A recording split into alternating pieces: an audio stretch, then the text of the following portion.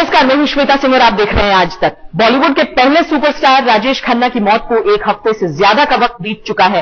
काका तो नहीं रहे, लेकिन उनकी तमाम यादें अभी भी उनके प्रशंसकों के दिलों में तरोताजा है। खासकर वो आखिरी तस्वीर जब काका अपने बंगले आशीर्वाद की बालकनी से अपने फैंस को विक्ट्री साइन दे रहे थे। लेकिन हम आपको बता दें कि अब काका के उसी आशियाने आशीर्वाद को लेकर छिड़ चुकी है महाभारत। सबसे बड़ा सवाल, कौन है काका का वारिस और किसका होगा आशीर्वाद? आशीर्वाद, यही नाम है उस आशियाने का जहां बॉलीवुड के सबसे पहले सुपरस्टार रहा करते थे। आशीर्वाद, यही नाम है उस बंगले का जहां उस सुपरस्टार ने अपने सबसे कीमती 40 साल बिताए। आशीर्वाद, यही नाम है उस घर का जहां से बॉलीवुड के आनंद ने अपने आखिरी सफर की शुरुआत की थी।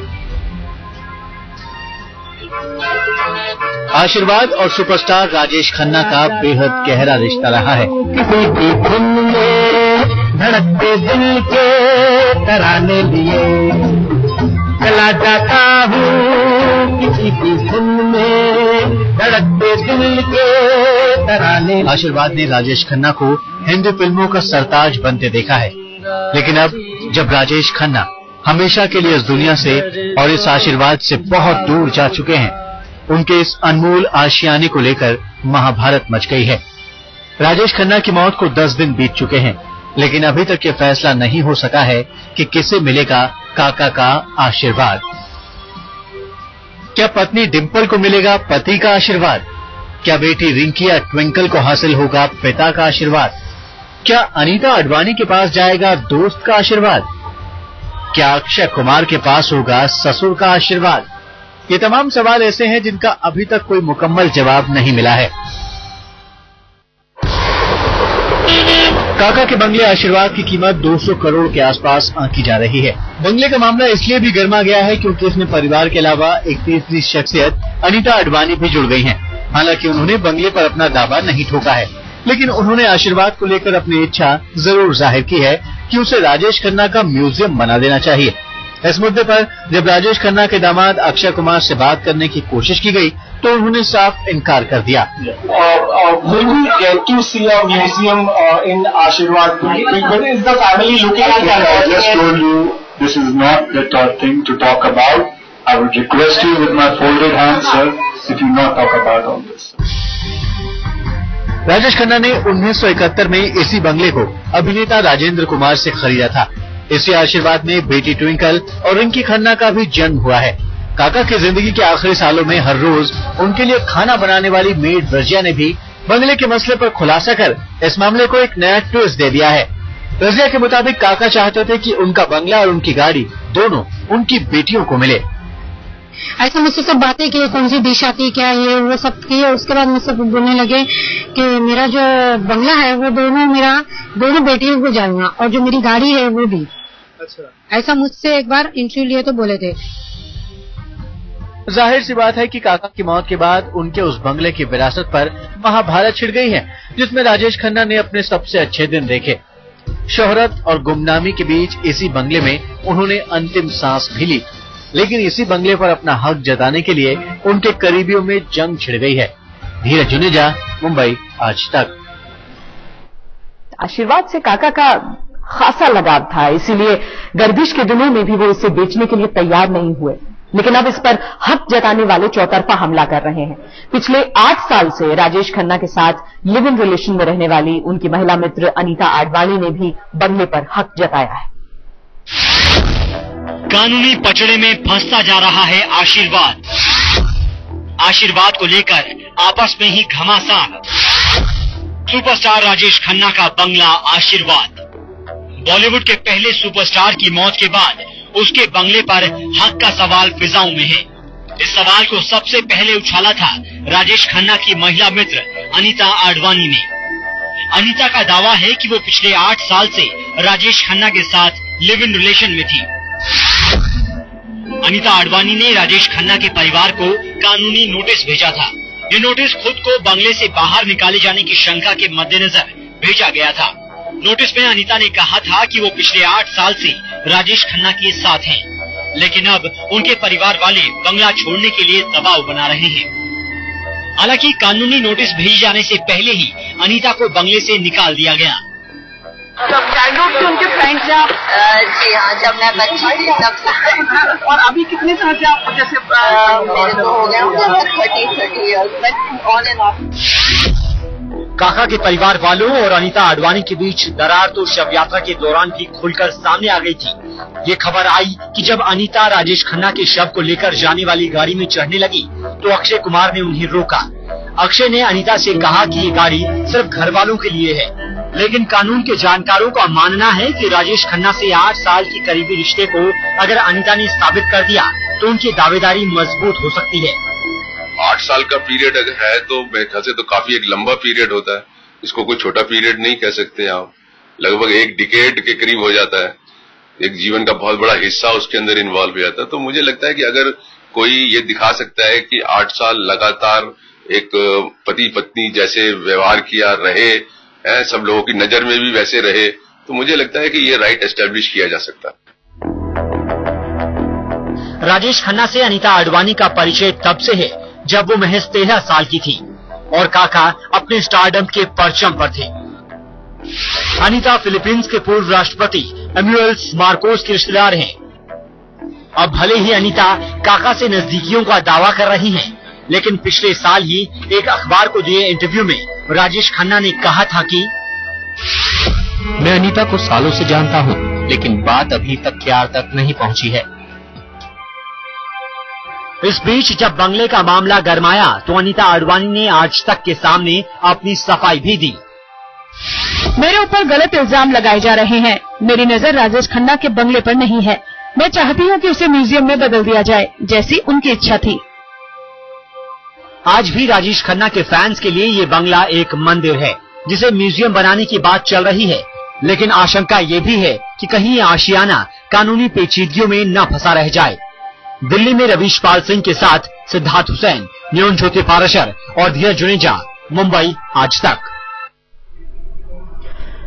राजेश खन्ना ने डिम्पल कपाड़िया से शादी की थी। डिम्पल कपाड़िया बॉबी हिट होने के बाद उनकी सफलता जो है वो आसमान चूम रही थी और इस दौरान दोनों का प्यार परवान चढ़ा और उसके बाद दोनों ने शादी की।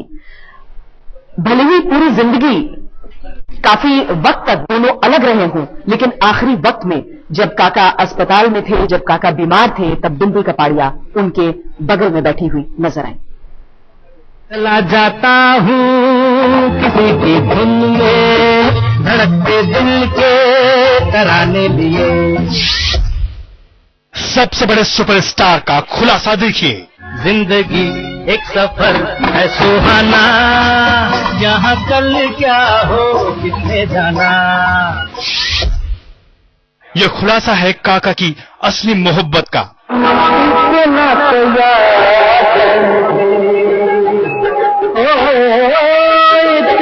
तो याद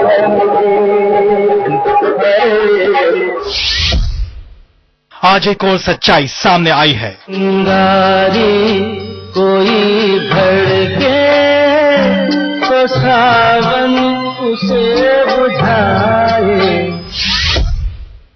यह खुलासा कर रही है रजिया।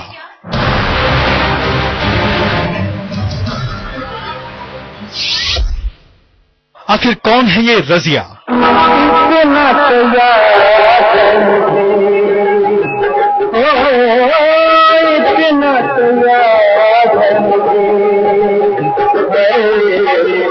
इतना तो याद है मुझे कि उनसे मुलाकात हुई वो शाम कुछ अजीब थी।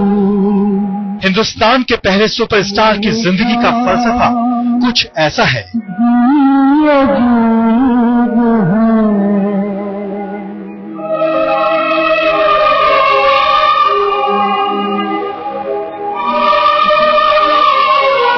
उसकी जिंदगी के जितने पन्ने पलट रहे हैं, कोई ना कोई राज बाहर निकलकर आ रहा है। वो कल भी पास पास थी, वो आज भी करीब है। वो शाम कुछ अजीब थी, ये शाम तो चलिए पहले आपको रजिया के बारे में तफसील से बताते हैं और फिर ये बताएंगे कि रजिया राजेश खन्ना का कौन सा राज जानती हैं। तो सुनिए रजिया के बारे में। रजिया पिछले कई सालों से हिंदी सिनेमा के सुपरस्टार को अपने हाथों का बनाया हुआ खाना खिलाती थी। रजिया राजेश खन्ना को नाश्ते में उनका पसंदीदा इडली डोसा चटनी खिलाती थी, तो शूटिंग पर जाते वक्त टोस्ट और लस्सी देती थी। और जब कभी काका मूड में होते तो रजिया को हाल दिल भी सुनाते थे।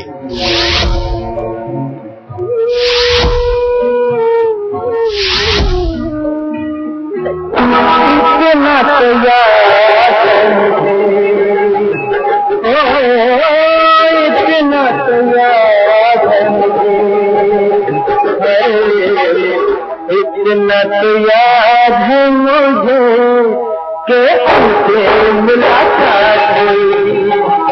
जी हाँ, रजिया राजेश खन्ना की नौकरानी है। रजिया का कहना है कि काका हमेशा कहते थे डिम्पल से वो बहुत प्यार करते हैं। डिम्पल अक्सर उनके दफ्तर में मिलने भी आती थी। कभी कभी राजेश खन्ना भी डिम्पल और अपने बच्चों से मिलने उनके घर जाते थे। किस तरह की उनके अपने बच्चों की कभी तारीफ की आपके सामने, अपनी बीवी की कभी तारीफ की आपके सामने? करते थे ना तारीफ डिम्पल जी की, डिम्पल मैडम की हमेशा बोलते थे वो कि मेरी एक अच्छी दोस्त है वो और एक बच्चों की अच्छी माँ है वो, कि उन्होंने भी शादी नहीं की, मैंने भी नहीं किया हूँ शादी विधि, ऐसा करके बताते थे बस। और वही कुकिंग का मुझसे पूछते थे क्या आता क्या नहीं। डिम्पल और राजेश खन्ना अलग भले ही हो चुके थे, लेकिन दोनों के दिलों में वो मोहब्बत जिंदा थी। राजेश खन्ना और डिम्पल मोहब्बत की वो मीठी यादें कभी नहीं भुला पाए जब वो पहली बार प्यार के समंदर में डूबे थे। मरते दम तक उनका आखिरी प्यार सिर्फ और सिर्फ डिम्पल ही थी। और ये भी बोले थे उन्होंने कि मतलब मेरी वाइफ जो है उससे मेरा डिवोर्स नहीं हुआ और ना उन्होंने शादी किया ना मैंने शादी किया। शायद यही वजह है कि राजेश खन्ना और डिम्पल कपाड़िया आखिरी वक्त तक साथ थे।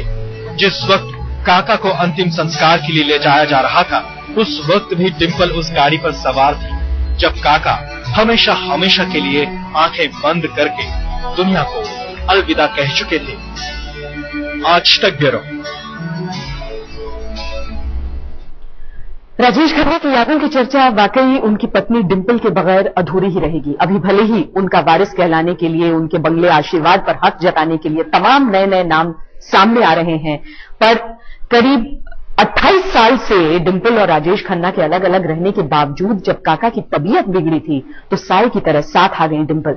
काका के प्रति डिम्पल के प्रेम को देखकर लोग कहने लगे कि अच्छे वक्त में राजेश खन्ना ने डिम्पल का साथ छोड़ा और बुरे वक्त में डिम्पल उनके साथ आ गई।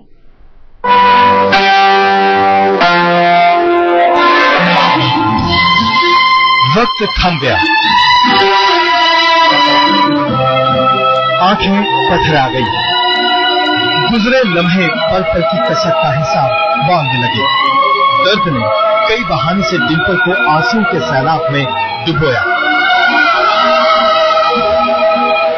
डिम्पल ने गंगा की खामोश लहरों के हवाले कर दिया राजेश खन्ना की अस्थियों को, लेकिन डिम्पल और काका के रिश्ते तो अभी भी सांस ले रहे हैं।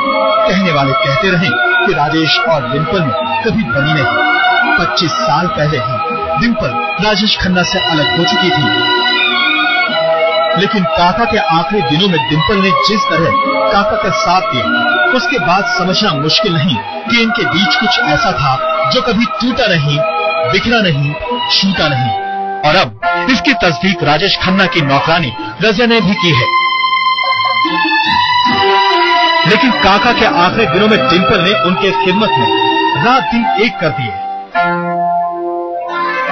इतना ही नहीं, डिम्पल ने फैसला किया कि वो काका के बंगले में 13 दिन शोक मनाएंगी और पूरे 13 दिन डिम्पल के लिए खाना अमिताभ बच्चन के घर से आएगा, क्योंकि रीति रिवाजों के हिसाब से डिम्पल के घर पूरे 13 दिन चूल्हा नहीं जल सकता। वो कल भी पास पास थी, वो आज भी करीब है, वो शाम डिंपल आशीर्वाद में कभी सुहागन बनकर आई थी। शादी की रस्मों और शादीशुदा जिंदगी के फलसफे आज धुंधले जरूर हो गए हैं, लेकिन एक रिश्ता जो डिंपल और राजेश के बीच कायम हुआ था वो दोनों तरफ से खामोशी के साथ चलता रहा। कुछ अजीब थी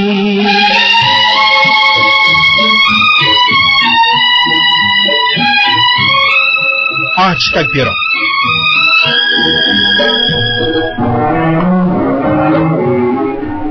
काका के जाने के बाद अब उनके वारिस को लेकर असमंजस की स्थिति है। किसको मिलेगा काका का आशीर्वाद? काका की दोनों बेटियां होंगी वारिस। डिंपल का बनेगा सबसे बड़ा दावा। अनीता के लीगल नोटिस का क्या होगा? ये सवाल बड़े आसान है, लेकिन इन सवालों के जवाब में ही राजेश खन्ना के बंगले आशीर्वाद की किस्मत का फैसला होना है। जिस तरह से काका के करीबी होने का दावा करने वाली अनीता आडवाणी ने राजेश खन्ना के परिवार वालों को कुछ दिनों पहले एक लीगल नोटिस भेजा है, उससे बंगले की विरासत पर महाभारत और तेज हो सकता है। कानून के जानकारों का भी मानना है कि अगर 8 साल तक अनीता ने राजेश खन्ना के साथ लिविंग रिलेशन को निभाया है तो उनका दावा मजबूत हो सकता है। लेकिन कानून के मुताबिक डिंपल ही राजेश खन्ना की पत्नी है। हालांकि शादी के 11 साल बाद ही दोनों ने अलग अलग रहना शुरू कर दिया था, लेकिन उनका तलाक नहीं हुआ था। इस आधार पर उनका दावा एक पत्नी की तरह काफी असरदार है। अपने बंगले से राजेश खन्ना को इस कदर लगाव था कि गर्दिश में भी उन्होंने अपने बंगले को बेचने के सुझाव को खारिज कर दिया था। जाहिर सी बात है, कानून के मुताबिक बंगले और उस पर हक को लेकर मामला पेचीदा दिख रहा है। आज भले ही राजेश खन्ना की वसीयत की बात हो रही हो, उनके बंगले पर कानूनी दांवपेंच का मामला हो, लेकिन सच्चाई यह है कि राजेश खन्ना की वसीयत के अलावा उनकी एक आत्मकथा भी है। उनकी ही आवाज में इस आत्मकथा का खुलासा उस वक्त हुआ जब काका के चौथे पर अब्बास मस्तान पहुंचे और उन्होंने राजेश खन्ना की उस रिकॉर्डिंग की याद दिलाई। हालांकि मैंने जब थिएटर शुरू किया तो मेरे थिएटर वालों ने मुझे जूनियर आर्टिस्ट का रोल दिया था, का जिसका सिर्फ एक ही डायलॉग था कि खबरदार नंबरदार भागने की कोशिश की, पुलिस ने चारों तरफ से घेर रखा है। ये डायलॉग था। और जब मैं पहुंचा स्टेज पर जाके, आईएनटी ने किया था, इंडियन नेशनल थिएटर ने उसको हिंदी में किया था स्टेट कंपटीशन में, मेरा देश का गांव। तो उसमें मैं जैसे सेकंड एक्ट में गया, मैं जाके देखा, वहां पे बीके शर्मा भी थे और सब लोग थे, हमारे जितने भी थिएटर के लोग थे। तो मैंने जाएगा, नंबरदार खबरदार, तुमने भागने की। उसके बाद डायलॉग भूल गया। तो विनोद शर्मा, बीके शर्मा जो थे, हीरो थे, उन्होंने कहा हाँ, इंस्पेक्टर साहब का ये कहना है कि भागने की कोशिश ना करना, पुलिस ने चारों तरफ से तुम्हें घेर रखा। जो डायलॉग मैंने बोलना था वो डायलॉग उन्होंने पूरा किया, क्योंकि मैं डायलॉग भूल गया। और उसके बाद मुझे वो बहुत डांट पड़ी और मैं बहुत रोया भी। मैंने कहा कि भाई राजेश खन्ना, तुम कहते हो कि तुम एक्टर बनना चाहते हो, एक लाइन तो तुमसे भूली जाती नहीं, शर्म की बात है, लानत है तुम पर। मैंने बहुत कोसा अपने आप को और मैंने कहा मैं कभी एक्टर नहीं बन सकता। नदिया से दरिया। राजेश खन्ना के साथ ये सब हुआ था साल 1965 में। काका ने ये भी बताया कि कैसे वो टैलेंट हंट में गए थे। मैं जब फिल्मों में आया तो मेरा कोई गॉडफादर नहीं था, कोई मेरे फिल्म में कोई रिश्तेदार या कोई मेरे सर पर हाथ रखने वाला नहीं था। मैं आया through the United producers film fair talent contest छपा फिल्म फेयर में, टाइम्स ऑफ इंडिया में। हमने कैंची लेकर उसे काटा, उसे भरा और वहां लिखा था प्लीज सेंड 3 फोटोग्राफ्स। हमने 3 फोटो भेजी, हमको बुलाया गया, टाइम्स ऑफ इंडिया में था। यूनाइटेड प्रोड्यूसर सब बहुत बड़े बड़े प्रोड्यूसर थे उस इंस्टीट्यूशन के, एक से एक बढ़कर, चाहे वो चोपड़ा साहब थे, बिमल रॉय थे, एच.एस. रवेल थे, काफी बड़े बड़े लोग थे, शक्ति सामंत थे, बहुत सारे थे। तो उन्होंने कहा कि हमने आपको डायलॉग भेजा है, वो याद किया आपने, आप बोलेंगे ये? तो मैं सामने कुर्सी पे बैठा था और वो एक बड़ी सी टेबल में लाइन में जितने बड़े बड़े प्रोड्यूसर थे, तो मुझे ऐसे लग रहा था जैसे कोर्ट मार्शल हो रहा है, जैसे अभी ये बंदूक निकालेंगे, मुझे मार डालेंगे, गोली चला देंगे, क्योंकि सामने अकेली एक कुर्सी थी बस। तो मैंने कहा कि ये डायलॉग तो मैंने पढ़ा है, लेकिन ये जो डायलॉग है आपने ये नहीं बताया कि भी इसका कैरेक्टराइजेशन क्या है, कि हीरो जो है वो अपनी मां को समझाता है कि मैं एक नाचने वाली से प्यार करता हूं, लेकिन मैं उसको तुझे तेरे घर की बहू बनाना चाहता हूं। This was the dialogue, I mean जिसका मेन वो था। मैंने कहा आपने ना कैरेक्टर बताया मां का, ना बताया कि हीरो का, कि अमीर है, गरीब है, मां सख्त है, कड़क है, नरम है, क्या है, मिडिल क्लास है, या आदमी पढ़ा लिखा अनपढ़ है, क्या कुछ भी नहीं। तो चोपड़ा साहब ने झट से मुझे कहा तुम थिएटर से हो? मैंने कहा जी मैं थिएटर से हूं। जिंदगी एक सफर है सुहाना, यहाँ कल क्या हो किसने जाना। राजेश खन्ना की आवाज में वो सच्चाई थी जिसके बूते वो एक सुपरस्टार बने। इस कहानी में राजेश खन्ना ने बताया कि कैसे एक डायलॉग ने उन्हें फिल्मों में काम दिलाया और फिर जनता ने उन्हें हिंदी सिनेमा का सुपरस्टार बनाया। फिल्मों में आ तो गया, लेकिन आने के बाद वो खूबसूरत कामयाबी की सीढ़ी चढ़ने का मौका मुझे कैसे प्राप्त हुआ, ये तो आप लोगों का ही आशीर्वाद था, ये आप लोगों की वजह थी। ये सहरा तो आपके सर है, ये मुबारकबाद तो मुझे आप लोगों को देनी चाहिए कि आप हैं जिन्होंने मुझे एक्टर से स्टार बनाया, स्टार से सुपरस्टार बनाया। और मैं ये भी जानता हूं कि भगवान के आशीर्वाद से, आपके प्यार से, कि जब भी इतिहास में सुनहरी लफ्जों में नाम लिखा जाएगा पहले सुपरस्टार का, तो राजेश खन्ना का नाम आएगा। ये शुक्रिया मैं किसका अदा करूं? ये शुक्रिया तो अदा मुझे आपका करना है। आपके बगैर मैं ये कामयाबी कैसे प्राप्त कर पाता? मैं ये कामयाबी की सीढ़ी कैसे चढ़ पड़ता? मैं नहीं चढ़ पाता।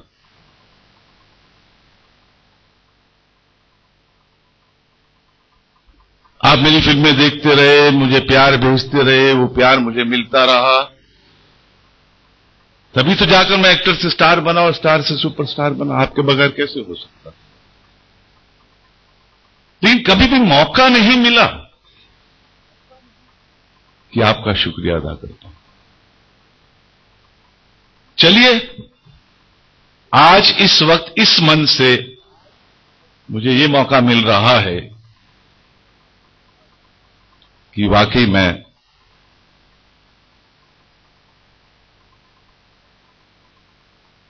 देर से सही, लेकिन शुक्रिया तो अदा कर दूं। किन अल्फाजों में आपका शुक्रिया अदा करूं मुझे समझ में नहीं आता। प्यार आप मुझे भेजते रहे, प्यार वो मुझे मिलता रहा, लेकिन उस प्यार को मैं कभी वापस लौटा नहीं पाया। लेकिन जो भी कहना चाहूंगा, जिन अल्फाजों में भी मैं आपका शुक्रिया अदा करना चाहूंगा, वो मेरे दिल की सच्चाई होगी, मेरी ईमानदारी होगी।